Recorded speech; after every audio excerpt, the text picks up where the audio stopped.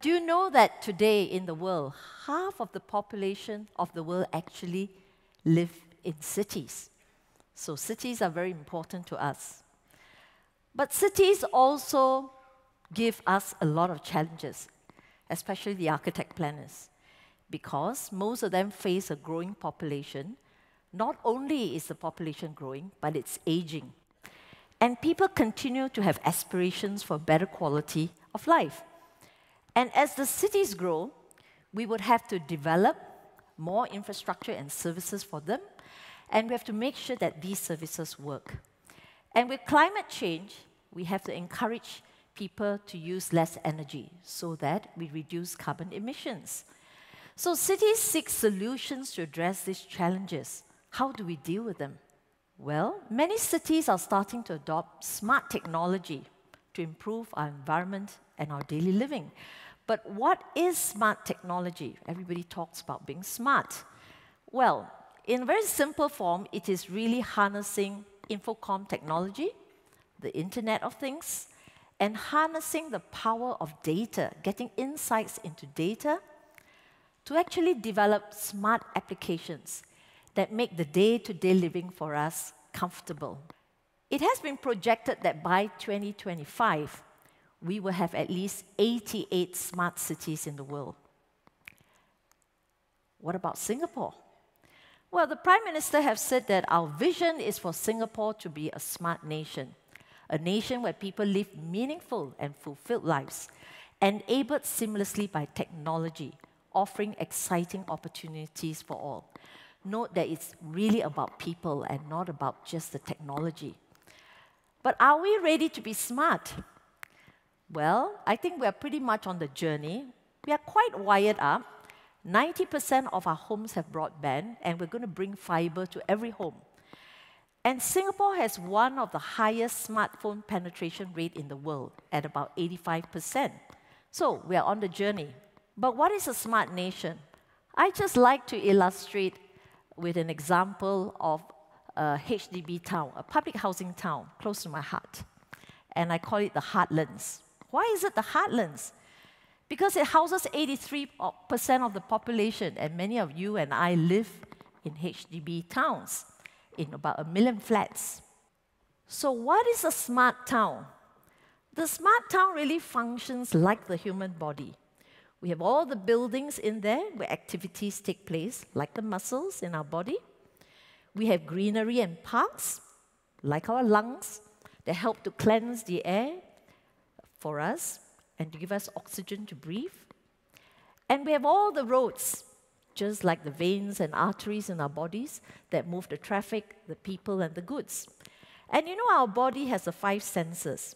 And the senses send to our brain, it senses what happens in the environment and tells our brain how to get the body to adapt, whether it's hot or it's cold. So if you add a sensor layer onto a town, it collects data. And insights from this data can help the town to continue to learn and to adapt. And from this, we can develop smart applications for day-to-day living. As an architect planner, actually I plan and build many of the towns that you live in. And I would very much like to build a smart town that is livable, efficient, sustainable, and safe for you. We are going to look at smart in 4 areas: smart planning, smart environment, smart estate services, and smart living. What is smart planning? As an architect planner, I love this part because it helps me to design a better living environment for you. Now, what is smart planning? Basically, the first thing I do is to collect all the data about town, the buildings, the roads, the parks, and I put it into the computer. And I'll also collect a lot of information about energy use and waste, for example. And with this information, I can develop a 3-dimensional map of Singapore in the computer. Now, what do I do with this information? Well, I can do a lot. I can do a computer model that simulates the wind flows through the town. We're in the tropics, we love the wind. We're not in Chicago. Now, if you look at this diagram, the colors that are yellow and orange means that the wind flows are pretty good. The ones in blue means it's a little bit, it doesn't move so much. So when we did the first cut of Punggol Ecotown, this was the pattern of the wind flow. And then we adjusted the buildings, we moved the parks around, and then you find that the wind flows improve. You see more of the orange and the red colors, which means you get a cooler and a better air quality through the town. Computer simulations can do many things. It can do it at a town level, or we can do it at a precinct level, and we can even do it at a building level. So welcome to Punggol North Shore. It's a town that precinct we've just designed, which I've just launched for sale. I don't know how many of you applied for a flat there, but I highly recommend it. It's a great place to live, all right? Now, in the design, similarly, when we first did the design, we looked at the wind flows through the town.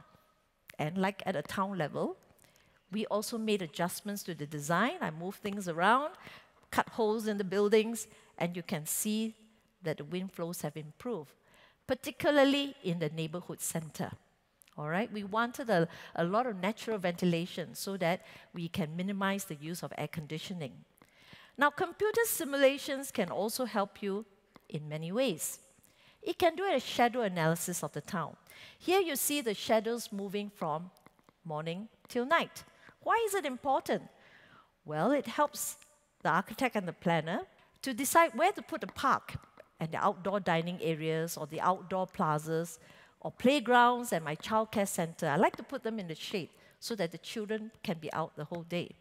The computer can also tell you the solar irradiance in a town. How much sun actually falls on the surfaces of the town and on the buildings.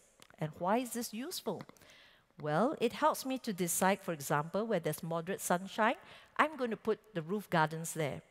And when there's a lot of sunshine, that's where I put my solar panels. We talked about solar panels, and it is very effective.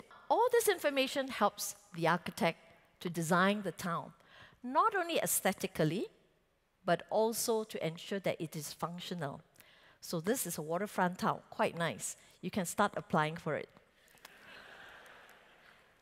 Now, we can add a layer of sensors to the town. All right, can have a layer of sensors that tells you about the humidity, the heat, the wind flows, and all this data that I collect can go back into the computer systems to validate the assumptions and make it even more accurate.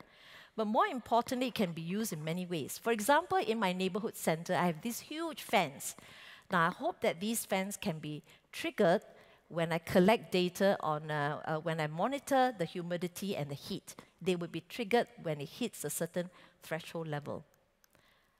But that is a greenfield site. What about old towns? So welcome to Hr.W, Jurong, and Old Estate. What we did a couple of years ago is to try to introduce a lot of sustainability initiatives into this estate to make it greener, which means more cycling, more solar panels for clean energy. We put in rainwater harvesting systems. But can I make it even smarter so that they are more effective? So for example, we have put a lot of solar panels on hundreds of buildings on HDB blocks. You may not see it because you didn't climb up to the roof. Now, we put in sensors to all the solar panels, and we track the energy that's collected. And we know immediately when a panel is not working because it would not be collecting energy, and we can fix it. But do you know that such data collected can do many things? It can even tell you the weather condition. For example, if many of our solar panels are not collecting a lot of energy, it might mean that over that town, it is cloudy or it is actually rainy. So it's a proxy to the meteorological station. Another service that we see a lot in town, estate service we're very familiar with, is the lighting along your corridor. Now, how many of you walk into a toilet and it suddenly switches on and you get a shock from dark to light? Right? Well, smart sensors allow a person to walk along a corridor. It can even predict where you're going, and then the lighting level picks up. And when you have passed it, the lighting level dims again, and you save energy. And the data collected is useful because if along that corridor after 11 p.m. every night, very few people actually walk there, the system is smart enough to learn the pattern and to reduce the brightness of the light and save energy. Another estate service we're all very familiar with is the lift. We have 24,000 lifts in HDB towns, and we monitor it every day. Now, when you're sleeping at night, you may not know this, but we move the lifts when you're sleeping. All right? There's no ghost. We move it. The reason being that we're testing it to make sure it works when you take the lift the next day, right? Now, of course, when the lift breaks down, we will get a signal and we have to go and fix it. But you know, with the new sensors, maybe you can even monitor the vibration and the heat generation from the lift, and it can even predict a potential failure before it even happens so that we can go and fix it first. So that's wonderful, right? To be able to predict. Now, this is a map of Singapore, and if you look closely, you think there are a lot of ants running around. Now, these little movements, actually, this is real time. It shows you where all the taxis are moving around in Singapore. But why do we want to collect such data? It's great data for transport planners because by looking at this data, the transport planner knows the road condition and where's the congestion. Now, we can push this data out to you to all your smartphones. I'm sure all of you have smartphones, all right? And you know straight away which road to avoid, going home from NTU later to wherever you come from. You know, you have your EasyLink card, right? Every time you go up the bus, you tap the EasyLink card. Now, that data is very useful because when we collect that data, we can tell you which bus is crowded. So when you're waiting for your bus, on your handphone, you will be able to find out that this bus that's coming is going to be crowded. So you might want to take another bus or change a route, all right? So such information and data is very useful. Now, next, I talked about smart living, all right, closer to home. By 2030, we will double the people who are over 65 years old from 450,000 to about 900,000. In 1970, about 13 people support one person who is over 65 years old.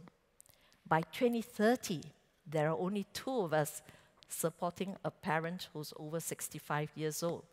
And with dual income families, it means that many of us may not be home and our parents are left alone.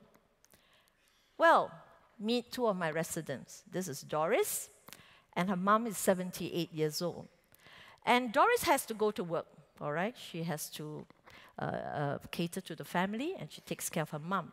But she's always worried because her mom once had a fall at home, so she's very worried when she's at work. So what we did was we pilot tested a system called CMAS, Smart Elderly Monitoring Alert System, in her home. So what we did was we went into her home and we fixed a little sensor, or a couple of sensors throughout the home. And what this sensor does is it monitors the movements of her mum, but it don't just monitor, it learns her pattern over a few weeks. For example, the time that she wakes up. Now, if this pattern is broken, it becomes very irregular, or there's no movement at home, what happens is that a signal is automatically sent to Doris's handphone when she's at work. And Doris can quickly call home and check if her mum is all right, or to alert a neighbor to knock on the door. And I think this gives Doris a lot of peace of mind. So with an aging population, such smart solutions are actually very useful. Another application is telehealth. When you're at work and mum has no one to send her to the hospital, she may not need to go to the hospital. She can be home and do her physiotherapy with a nurse watching her and training her to make sure that she's doing it correctly. She can do this in the comfort of the living room. And in fact, her heartbeat can be monitored and her blood pressure can be monitored. And so it is very convenient. But of course, if she needs to go to the hospital, the nurse will tell her, you need to come into the hospital. So I think another very useful application is the home energy management system. I think everyone is quite familiar with this. It tells you how much energy your appliances are using at home. But the smart solutions can even alert you when they reach a certain usage. It can even switch off your devices when you're not at home. And do you know that it can even do this? When you go to bed at night and you turn on the air conditioner, a lot of you like to be very cool. I don't know what temperature, 18, 20, 21, all right? But it uses a lot of energy. So what happens is, after you're asleep, very quietly, the device is going to raise the temperature of your air conditioner, and you won't even know it. And therefore, you save energy. So I think all these applications can make our daily living better. But of course, we'll have to select the right technology. We have to make it very friendly. And frankly, the CMA system I showed you, actually, Doris's mum found it very easy to use. And of course, we have to make sure that we strengthen cybersecurity because we're collecting a lot of data. And I believe that while cities are a great challenge to us, if we can find the right smart solutions, we can make Singapore a much better home. Thank you.